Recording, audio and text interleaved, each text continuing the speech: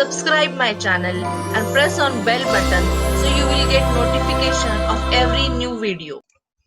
Hello and welcome you all in this biology video. Today we are going to discuss the heart disorder part 1, and in the next video we will talk about the heart disorders part 2. So let us start. In the heart disorder, the heart rate related one disorder is two disorders are there. They are called as a tachycardia and another is called as a bradycardia. So in a tachycardia, what happens? The heart rate increases over 100 beats per minute. Okay, तो heart rate क्या हो जाता है? 100 beats per minute जो है वो बढ़ जाता है, और नॉर्मल जो हार्ट रेट है it is 72 beats per minute, और अगर वो 100 से आगे अगर हो जाते हैं heart beats per minute, then it is called as a tachycardia. Second जो कंडीशन है that is called as a bradycardia, in which heart rate decreases. Okay, heart rate जो है वो नॉर्मल से डिक्रीज हो जाता है, and it is usually it is below 60 per beats per minute. तो पर मिनट 60 से कम हो जाते हैं heart beat, that condition is called as a bradycardia. Okay, so और कुछ देखते हैं हम हार्ट के डिसऑर्डर्स इसमें. Next is the hypertension. Hyper means more than the normal, tension means pressure. जब ब्लड प्रेशर जो है वो नॉर्मल से क्या हो जाता है, कंटिन्यूअसली हाइपर यानी ज्यादा रहता है, then it is called as a hypertension. Normal blood pressure हमें पता है इट इज 120/80 इतना mmHg होता है in normal healthy person. But अगर ये जो ब्लड प्रेशर है इट इज परसिस्टेंटली रेज्ड, जब हो जाता है नॉर्मल से ज्यादा ब्लड प्रेशर हो जाता है कंटिन्यूअसली कुछ दिनों के लिए, ये ब्लड प्रेशर हाइयर हो जाता है, नॉर्मल से ज्यादा हो जाता है, then that condition is called as a hypertension. फिर उस कंडीशन को क्या कहा जाता है, हाइपरटेंशन कहा जाता है. बट देखिए नॉर्मली भी अगर आप कुछ एक्सरसाइज करते हैं या हैवी वर्क करते हैं तो उस टाइम भी आपके हार्ट रेट जो है वो कुछ टाइम के लिए, थोड़े टाइम के लिए क्या हो जाता है, बढ़ जाता है. इट मीन्स आपको तब उस टाइम पे आपको हाई ब्लड प्रेशर है ऐसा नहीं है, तो वो उस टाइम पे आपको हाई ब्लड प्रेशर नहीं होता है क्योंकि थोड़ी देर बाद वो नॉर्मल हो जाता है. बट अगर परसिस्टेंटली कुछ दिनों के लिए, 8 दिनों के लिए, 10 दिनों के लिए आप ब्लड प्रेशर मेजर कर रहे हैं और वो नॉर्मल से ज्यादा आ रहा है, then the condition can be hypertension. Okay, तो कितना हो सकता है अगर हाइपर टेंशन में, अगर 140/90 mmHg इतना अगर ब्लड प्रेशर आता है तो that is called as a threshold of hypertension, यानी बॉर्डर पर है आप, यानी यहाँ पे खतरे की घंटी बज रही है अभी, so that is called as a threshold of hypertension. और अगर उससे ज्यादा 180-120 mmHg और उससे अगर हाइयर रीडिंग जैसे आ रहे हैं ब्लड प्रेशर के कंटिन्यूअसली कुछ दिनों के लिए, then definitely it is danger to the health. Okay, that means your health is in danger now. तो इस तरह से that is called as hypertension. तो ये जो हाइपरटेंशन है it can damage to heart itself. Heart को खुद को भी ये डैमेज करता है, ब्रेन को डैमेज करता है और किडनीज को भी डैमेज कर सकता है. ओके, तो ऐसी जब कंडीशन होती है हाइपरटेंशन की, तो उस टाइम पे हार्ट जो है it normally uses more energy for the pumping. तो हार्ट का जो पंपिंग कॉन्ट्रैक्शन का प्रोसेस है उसके लिए हार्ट को नॉर्मल से ज्यादा एनर्जी लगती है उस टाइम पे, and that condition causes the angina pectoris. उसको एंजिना या फिर एंजिना पेक्टोरिस कहते हैं कि जब हार्ट के मसल्स को ज्यादा एनर्जी लगती है, ऑक्सीजन लेस वहां पे हो जाता है, ऑक्सीजन की लेवल और ब्लड सप्लाई, इसलिए उसको मोर डिमांड ऑक्सीजन की होती है तो ब्लड सप्लाई भी वहां पे ज्यादा लगता है, एनर्जी ज्यादा लगती है, so that condition causes angina pectoris. Okay, तो एंजिना पेक्टोरिस में क्या होता है, सिम्टम्स क्या होते हैं, इससे चेस्ट पेन होता है. ओके, चेस्ट में पेन होता है due to lowered blood supply to cardiac muscles. Heart के मसल्स को लो ब्लड सप्लाई होता है, and due to this it में नेक्स्ट जो उसकी कंडीशन है एंजिना पेक्टोरिस की, so that can be lead to myocardial infarction. Okay, myocardial infarction means heart failure, it means heart attack और it is also called as a heart stroke भी उसको कहा जाता है. Myocardial is a medical term for the heart attack और the heart failure. Okay, इसको और भी हम आगे देखेंगे, एंजिना पेक्टोरिस और मायोकार्डियल इन्फाक्शन. और तो और क्या हो जाता है, हाइपरटेंशन की वजह से और क्या हो सकता है, ब्रेन हिमोरेज हो सकता है. क्या हो सकता है, ब्रेन हिमोरेज हो सकता है. ब्रेन में ब्लीडिंग वहां पे हो सकती है ड्यू टू हाइपरटेंशन.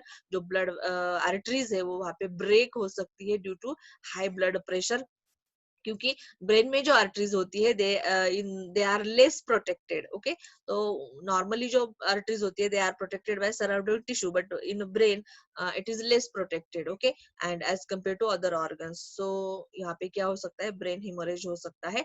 उसके बाद अगर किडनीज को ब्लड सप्लाई करने वाली जो आर्टरी है वो अगर वहां पे उसको हाइपरटेंशन अगर वहां पे है एंड वो that can lead to the kidney failure, तो वहां पे जो आर्टरी को डैमेज की वजह से या हाई ब्लड प्रेशर की वजह से किडनीज को भी किडनी फेल्यूर हो सकता है. ओके, तो इस तरह से ये हो गया हाइपर टेंशन.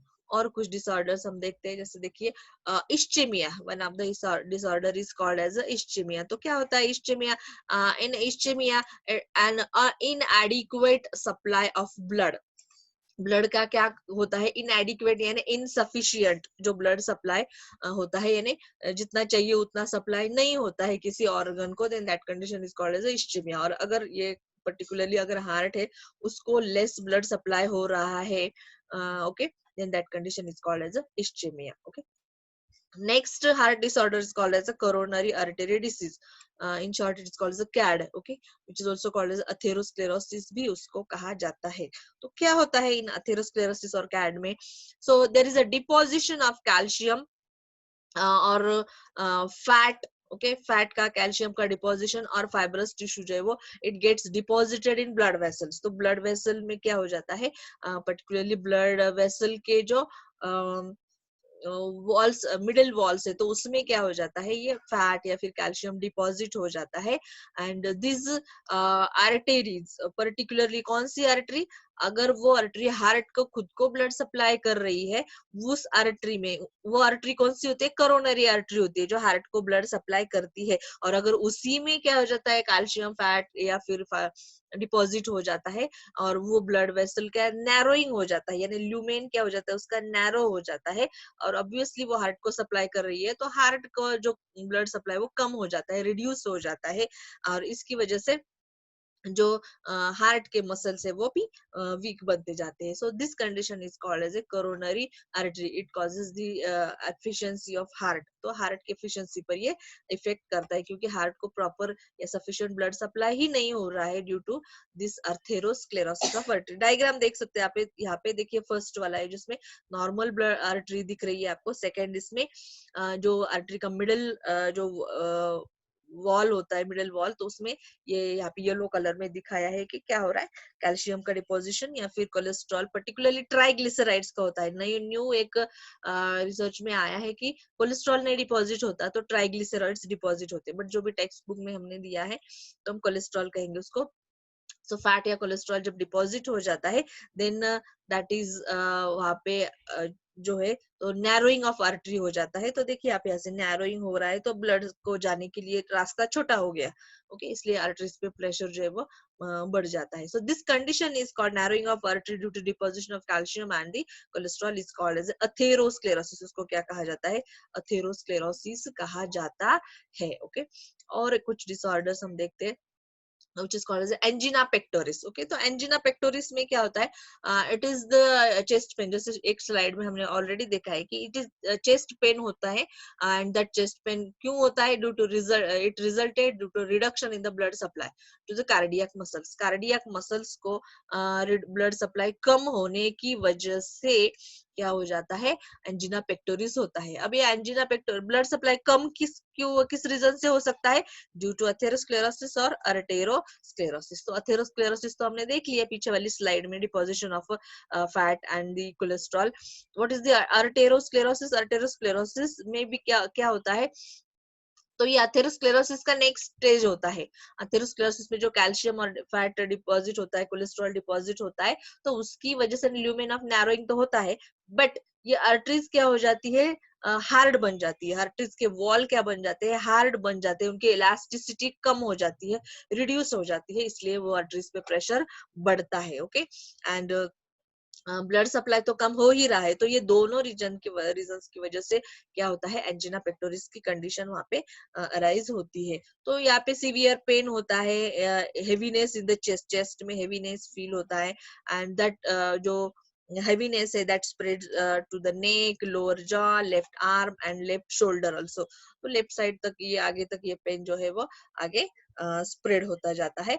और ये जो कंडीशन है it is normally can cause during exertion, अगर कुछ एक्सर्शन भी हो रहा है, बॉडी का हेवी वर्क, फिजिकल एक्टिविटी हो रही है, एक्सरसाइज हो रही है, तो एट दैट टाइम भी वहां पे क्या हो जाता है, ब्लड वो जो ऑर्गन्स पर्टिकुलरली हार्ट है तो वहां पे उसका बीटिंग बढ़ जाता है, यानी वहां पे ऑक्सीजन की डिमांड बढ़ जाती है, एंड दैट्स व्हाई ऑक्सीजन की डिमांड बढ़ने की वजह से ये पेन जो है वो वहां पे फील हो सकता है। लेकिन जब जब जैसे ही वहां पे नॉर्मल ब्लड सप्लाई हो जाता है, ऑक्सीजन की डिमांड फुलफिल हो जाती है, देन एट दैट टाइम वो पेन भी चला जाता है। Okay, so that is this is called as angina pectoris. Okay, उसके बाद next is the heart disorder में नेक्स्ट है that is a myocardial infarction. So it is actually very we can say dangerous heart condition. Okay, and in which जो heart है it is particularly called as a progressive weakening of heart muscle, heart muscles का जो है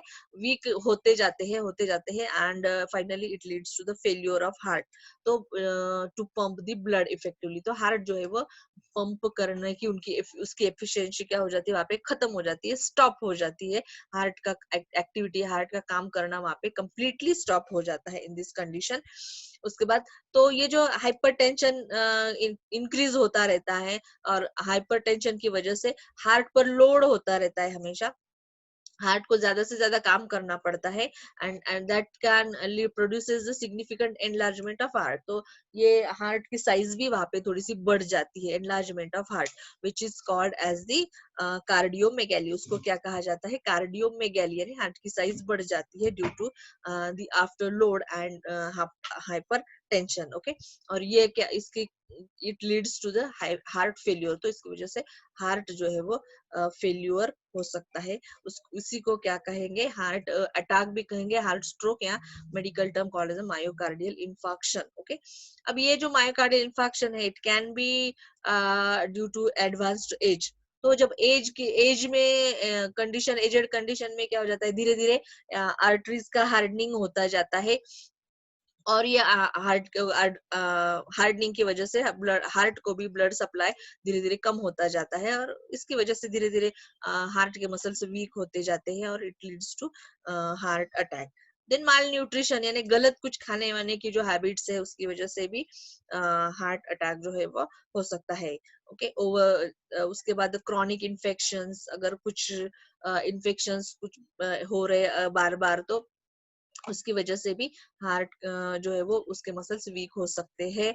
and toxins है, कुछ toxins, उसके बाद severe anaemia है, यानी बॉडी में ब्लड ही कम है कंटिन्यू कुछ कितने कई दिनों तक, तो एट दैट टाइम हार्ट को वो ऑर्गन्स को ब्लड सप्लाई तो करना है, तो उसको ज्यादा से ज्यादा पंप करना पड़ता है, तो वो पंप ज्यादा से ज्यादा पंप करने की वजह से धीरे धीरे वो हार्ट के मसल्स वीक बनते जाते हैं।